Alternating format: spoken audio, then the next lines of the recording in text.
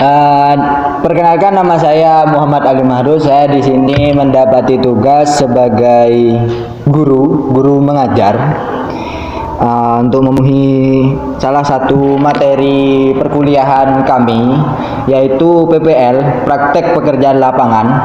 Ya, tugasnya ya ngajar, belajar mengajar lah, bukan cuma mengajar. Di sini yang kami lakukan itu modul ajar, yang mana modul ajar ini ada keterkaitannya dengan Merdeka, kurikulum Merdeka. Beda sistem lah ya dengan tahun kemarin. Soalnya ini sistem baru, modul ajar. Nah, di sini saya akan sedikit menerangkan tentang fikih MA. Materinya jenazah. Nah, mungkin sudah terbiasa ya dengan jenazah mayit ini ya. Mayit. Jadi gak asing lah dengan jenazah, mulai dari perawatannya sampai keseluruhan mungkin sudah tidak asing. Bahkan ketika anak pesantren, ini kan rata-rata basis pesantren, kalau ditanya tentang jenazah mungkin sudah sangat hafal sekali ya. Kan mungkin bisa dibilang kegiatan sehari-hari ya. Karena kalau anak pesantren, apalagi basisnya pesantren emang sini, kalau ada kegiatan tersebut senang ya, romantis ya, rokok mangan gratis ya. Iya kan? Cuma modal sholat terus baca-baca, itu pun baca-baca gak keseluruhan kan, cuma norok buntek. Nah, itu sudah senang ya anak santri. Nah, di sini ada beberapa kategori yang bisa disebut jenazah. Mulai yang pertama itu jenazahnya orang muslim, ya, jenazahnya muslim. Itu kewajiban yang harus dilakukan sesama muslim: memandikan, mengkafani, mensolati, sama memakamkan. Itu yang sama-sama muslim. Yang kedua, mati syahid. Beda lagi pengurusannya ya, mati syahid. Bukan syahid mati. Itu kalau syahid mati sama, pengurusannya sama-sama jenazah muslim. Nah, ini yang disebut mati syahid. Jadi beda jauh lah ya. Syahid mati sama mati syahid itu jauh sekali itu. Nah, kalau mati syahid itu berbeda pengurusannya ya. Lihat syahidnya ya. Kalau syahidnya itu mati ketika perang, ya osong kapilah, pelebu kapilah. Masukkan semua sama apa yang dipakai waktu itu. Nah, terus yang kedua, matinya itu mati syahid karena bekerja, ya, menafkahi keluarga. Itu harus dimandikan juga. Itu masuk syahid juga, ya kan? Karena macam-macam, mati syahid itu macam-macam. Kalau mati syahid itu dikategorikan perang terus, sekarang kan gak ada perang, jadi gak bisa disebut syahid. Mencari nafkah itu masuk syahid itu dulu ya. Kalau apalagi kalau syahid yang mati kan ya, itu nyambung sekali itu. Syahid matinya mati syahid, lebur leng-leng itu. Yang selanjutnya bayi prematur. Bayi prematur itu yang belum kena alias sesar. Nah, kalau mati beda lagi pengurusannya. Yang kedua, kafir dhimmi. Kafir dhimmi itu di sekitar pesantren ini, misal ada orang kafir itu tak pernah ngisro, nggak pernah berbuat kesalahan, terus damailah, cinta damai sama-sama umat muslim di sekitar tersebut. Itu kewajibannya cuma mengkafani sama memakamkan saja, tidak berdosa. Karena memang rata-rata kalau merawat orang kafir dhimmi, jenazah kafir dhimmi itu dosa, ya kan? Itu kewajibannya ya sama non muslim, kewajibannya orang Kristus ya, Kristen kok Kristus ya. Nah, yang selanjutnya ialah merawat jenazahnya. Mulai dari memandikan, kan ada tata caranya. Memandikan jenazah, terus cara memandikannya itu ada, terus niatnya kan pasti tahu. Bukan cuma Pak Mudin saja yang harus tahu ya, semuanya harus tahu, karena darurat ya pasti dibutuhkan. Kayak semisal Pak Mudinnya sama-sama meninggal gitu kan ya, masa Pak Mudin mau mandi sendiri? Enggak kan, pasti harus ada yang memandikan ya.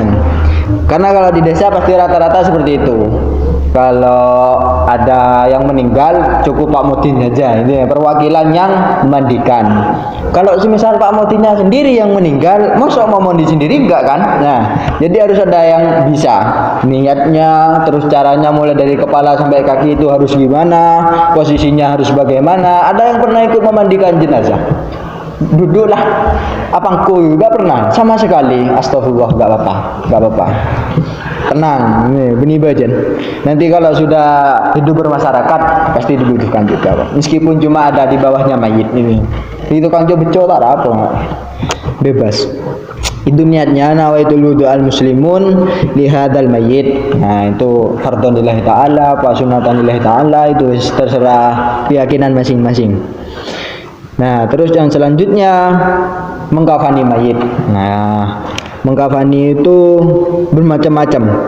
Kalau yang penting menutupi tubuh, menutupi seluruh tubuh, mengkafani mayit. Itu kalau nggak salah cewek 5 lembar, cowok 3 lembar. Kalau kata orang desa itu sortana, itu bukan cuma kafan saja, tapi lengkap. Ada kapasnya, terus ada bubuknya, ada bunganya, ada bedaknya, bawa bedak iki ya mayit itu. Terakhir, rumah terakhir itu ya.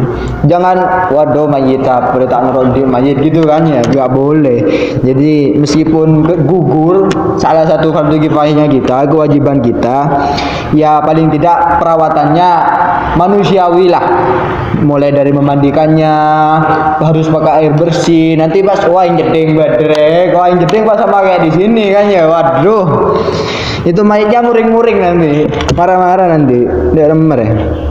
Nah, yang selanjutnya mensolati mayit. Kalau mensolati mayit mungkin meskipun cuma ikut-ikut tapi pasti hafal kan. Mulai dari takbir pertama, takbir kedua, takbir ketiga sampai takbir selanjutnya, doa-doanya apa yang harus dibaca mungkin sudah hafal. Nanti pertanyaannya belakangan. Pertanyaan yang gampang-gampang. Yang penting ada pertanyaan. Nah, yang selanjutnya ialah pemakaman jenazahnya. Pemakaman itu ada kriterianya. Misal kayak lebarnya itu ngambil 1 meter atau setengah meter, atau semisal kalau di sini kan tanahnya umum, pemakamannya umum. Jadi untuk pemakamannya bebas. Galian makamnya itu bebas, mau ngambil berapa ukuran tanpa harus beli. Kalau di kota harus beli. 1 meternya itu berapa gitu loh. Karena meskipun tulisannya TPU, tempat pemakaman umum, di sana harus beli tempatnya. Makanya kalian kalau bertanya-tanya, kok pemakaman di luar itu bagus-bagus ya, rapi-rapi gitu. Ada tukang galinya, ada tukang yang di makamnya, tukang bersih-bersihnya ada, semuanya ada dan tertata rapi. Itu beli. Nggak kayak di sini kan, di sini kan bebas kan, tawur kan, pokok ada yang meninggal, ayo langsung kali kubur lah, langsung alih semua, pokok mau kita pakai mayit boleh tak apa kubur lah, ya kan, nggak terlalu ngurus. Kalau di kota itu beli, rata-rata beli 1 meternya itu rata-rata 150.000. Nah makanya kalau orang kota ketakutannya cuma satu, eman mau beli tanah, padahal mau dipakai sendiri tanah itu, ya mahal, lumayan itu. Misal ngambil 2 meter, terus ke sampingnya ngambil 1 meter kan 3 meter kan ya, itu ya hampir 500 tanahnya saja. Kalau di sini dinding are, ada yang ngerti dinding are, penutupnya itu kan bebas, ya kan? Kalau di sana beli, rata-rata di kota itu serba beli, ya kan? Jadi kalau kalian bertanya, oh tempat pemakaman di kota itu bagus-bagus, ternyata beli. Nah, semisal sudah ada uang, saya ada uang kisaran 500, mau beli tanah, nggak apa-apa. Nanti sabinin, ya, ngerti sabinin? Dibuat tempat dulu, ya. Ini tempat saya. Saya ngambil ke sininya panjangnya 2 meter, lebarnya 1 meter. Ini punya saya. Nah, itu gak ditempati itu sudah. Makanya kan tertata bagus gitu kan ya kalau di kota kan. Semisal ada yang mau pakai limas, itu apa itu? Bangunan itu ya. Ya, tempat pemakaman yang bagus. Coran, nah itu harus beli dan ada izinnya. ruwet mati di kota itu. Enak mati di desa ya. Mati di kota itu makanan kalau tahlil gak ada, gak ada. Makanan kalau tahlil gak ada, sama sekali gak ada. Kecuali paling ya pas waktu meninggal itu tok, itu pun cuma dikasih cemilan. Udah, gak ada. Gak kayak di sini. Kalau di sini kan asli dirawat. Yang ngerawat mayit dirawat, yang dirawat juga ngerawat gitu kan. Itu kalau orang desa sama-sama saling mendukung. Nah, di sini ada beberapa pertanyaan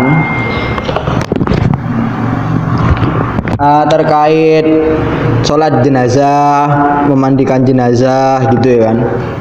Terus lubang-lubang yang harus ditutupi ketika mengkafani jenazah itu apa saja? Di sini pasti sudah ada yang tahu kan, meskipun cuma materinya saja ya kan, nggak pernah praktek. Soalnya kalau fikih lebih cepat masuk materinya ketika praktek. Itu fikih. Tapi kalau cuma materi saja ingat, tapi ya gitu, ingat toh. Oh gini caranya, sudah. Kadang ingat pun ada kelirunya juga ya. Kalau fikih lebih banyak praktek karena keseharian, tata cara hidup keseharian, bersuci. Ketika mengkafani mayit itu kan ada 7 lubang kan ya, itu ditutupi semua atau tidak? Ini pertanyaan ini sesi terakhir ini pertanyaan. Ini kan ada 7 lubang, ya kan? Itu ditutupi semua atau tidak gitu loh kan? Ditutupi semua atau tidak gitu loh. Semua lubang 1, 2, 3, 4, 5, 6, 7 sama di bawah kubul dubur itu ditutupi semua apa tidak? Kira-kira lah. Jangan bayangkan punya kalian kalau kubul duburnya. Kalau punya kalian itu kan mancung, gak ada apa-apanya kan. Bayangkan punya perempuan, kan punya perempuan depan belakang sama. Itu perlu ditutup atau tidak gitu loh. Kalau di sini pasti ditutup. Sini pasti ditutup. Sini pasti ditutup. Nah, yang bawah jangan bayangkan punya kalian. Oh punya saya gak perlu ditutupi ya, gak usah kalau itu ya. Itu wacol gitu kan, biarkan saja. Kira-kira ditutupi semua atau tidak? Dan kalau semisal ada yang tidak ditutupi, itu imbasnya ada atau tidak? Gampang saja pertanyaannya.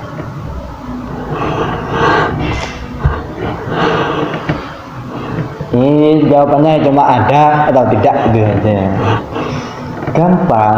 Kalau masih pelajar menjawab suatu pertanyaan salah tidak apa-apa, tidak masalah. Karena yang diharap guru itu salahnya. Ya, oh berarti kemampuan siswa ini sampai sini itu bisa mengukur. Nah, kalau semisal diam, bingung apanya yang mau diukur, ya kan? Tingkat pemahaman materinya ketika materi berlangsung dan tidak berlangsung itu bisa diukur. Nah, dari apa? Pertanyaan tersebut salah gak apa-apa. Daripada tidak menjawab sama sekali, jawab gak apa-apa. Yang penting masih dalam materi tersebut. Nah, pertanyaannya semisal, oh tidak usah, kenapa? Tidak tahu, gak apa-apa. Itu baru pelajar. Daripada tidak jawab sama sekali, guru tidak bisa mengukur, ustadz tidak bisa mengukur. Oh sejauh ini siswa ini, murid ini, santri ini memahami materi tersebut. Jadi mau ngukur kayak mana? Kalau ada pertanyaan nggak dijawab, nggak apa-apa jawab. Jawabannya itu apa ya? Mau keluar lah, nggak apa-apa. Namanya juga belajar. Kegiatannya belajar mengajar. Ya kan? Ada salah, gak mungkin. Kalau gak ada salah pasti ada salahnya. Kalau gak ada salah ya cerdas cermat itu, ya kan? Kalau cerdas cermat nggak nerima salah sama sekali kan, salah coret ini. Nah ini kan belajar mengajar, jadi ya memang diharap kesalahannya. Ya pertanyaan tadi kan ada 7 lubang, itu perlu dikasih kain kafan, perlu ditutupi semua atau tidak gitu loh. Karena kalau di desa rata-rata misal mulut sama telinga ditutupi itu karena keluar cairan tersebut, misal keluar darah, keluar air liur kayak atau apa, atau gak bisa mingkem, gak bisa tutup rapat, itu ditutupi. Nah semisal tutup rapat itu cukup dikasih tali, karena kebanyakan gitu ya kan, maksudnya tutup kapas itu kan, kasihan juga kan ya kan, tutup itu jangan, kasihan juga mayit ya, saran mayit mati dirawatnya sudah kayak gitu, mati lagi, waduh kan kasihan kan. Jadi cukup kalau sudah rapat cukup ditali saja.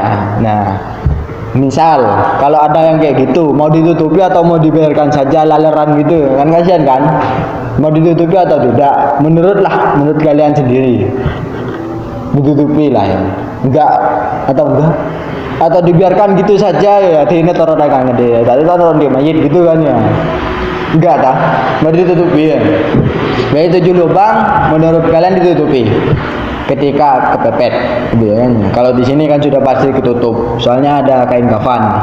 Kalau sini harus ditutup, memang takutnya boleh gitu ya, bahaya kalau sampai bernapas lagi, tak teptis ya tahlil itu ya, burung sebagian ngalih bumi itu tak lewat ke surya saya ini kayak gitu kan. Terus ketika menguburkan jenazah juga itu ada tata caranya. Itu kepalanya dihadapkan ke tembok, itu ada bantalnya, lubeluh kata-kata Madawinya itu lubeluh nih. Itu ada kayak gituannya. Ya, jadi misal makamnya sudah selesai, terus moro aduh le sabe daerah karo mayit gitu, jangan, kasihan juga itu ya. Mulai dari perawatan awal, memandikan, terus sampai selesai itu harus dirawat dengan sepenuh hati lah. Orang meninggal perawatannya terakhir dan cukup itu saja. Setelah itu kan gak usah digali lagi, mau dirawat lagi gak usah kan, ini bukan orang Buddha ya kan ya. Ya kalau orang Buddha itu dibakar, setelah dibakar diambil lagi debunya, sabuk ditaruh di klip, udah itu sudah. Kalau Islam ya cukup 1 kali itu saja. Sejauh ini ada pertanyaan atau tidak terkait jenazah? Ya ada yang ingin ditanyakan, atau misal kalau jenazahnya itu kesehariannya itu bukan cewek bukan cowok alias bencong, nah itu mau diambil kesimpulannya kayak mana? Nah misal ada pertanyaan kayak gitu kan, gak cowok gak cewek kesehariannya ya, siang cowok malam cewek gitu kan ya kan, pasti ada yang kayak gitu kan lah. Semisal mau ngambil kesimpulan yang kayak gimana Ustaz? Nah semisal kalau ada yang seperti itulah, saya harus bagaimana? Karena saya sendiri pasti bingung kan ketika mensolati kan, ini mau lihada atau lihadihin gitu kan ya. Soalnya ketemu cewek cowoknya kan kesehariannya agak sama. Nah misal ada yang kayak gitu harus kayak mana kalau ada pertanyaannya? Kalau semisal gak ada pertanyaan, atau bayi yang meninggal kondisi sempurna tapi bayi itu meninggal, apa perawatannya sama atau berbeda dengan mayit lainnya? Kalau ada pertanyaan seperti itu gak apa-apa, gak perlu ditanyakan sekarang, mau dipertanyakan kapan-kapan, yang penting ada rencana. Oh saya mau bertanya seperti ini gak apa-apa. Membuat PR kepada guru itu gak apa-apa, itu malah termasuk siswa yang hebat. Tapi kalau dimusuhi sama ustaznya beda lagi ya kan. Hanya itu yang bisa saya sampaikan terkait materi, hanya sedikit yang bisa disampaikan, kurang lebihnya mohon maaf sebesar-besarnya. Wallahul muwaffiq ila aqwamit thoriq. Assalamualaikum warahmatullahi wabarakatuh.